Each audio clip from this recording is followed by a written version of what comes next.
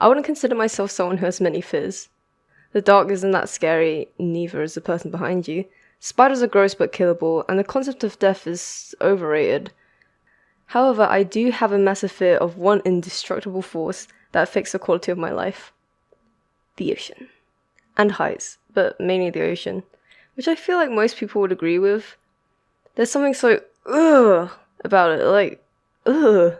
Maybe it's the creatures that exist, or how familiar we are with the ocean. Apparently only 20% have been explored.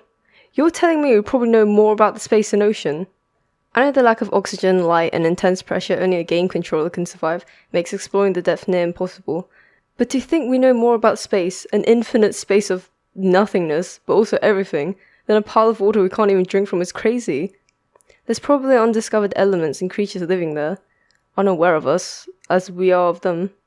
That reminds me, when I was 4, maybe 5, I don't know what age you gain conscience, but I had encyclopedia books of animals, insects, and I don't know. I love looking at the illustrations, especially the dinosaurs. But whenever I'd get to the ocean section, I'd feel so uncomfortable, as if even touching the drawings would have my hand bitten off. Now I'm a grown adult and cry whenever I see an image of a shark. Yay! Okay, side tangent. I hate sharks. I think I would be as scared of the ocean if sharks didn't exist. But Canny, they misunderstood. I don't give a fuck. They look terrifying. I'm not talking about the ones that look like they get bullied. I'm talking about the ones that look like a bully. Google a goblin shark. They don't look correct. I'm so glad the Megalodon doesn't exist anymore, because I refuse to exist on the same planet as that. Whales are chill though. You know how sometimes when you wash your face and you think someone's behind you? I used to think a shark was gonna magically appear from the water and eat me. Same with bubble baths. If I can't see the bottom of the tub, a shark is there. Showers are better anyways. Just thinking about sharks make the back of my neck cramp up. Anyways, going back to the ocean and the 20% exploration fact, I want to talk about how terrifying that actually is. Giant crabs and squids are enough of a nightmare already, so whatever's living there must be more terrifying, right? I assume it's like a game, with levels. Further you go down, the more harder the boss gets. Can anything realistically live down there with those conditions?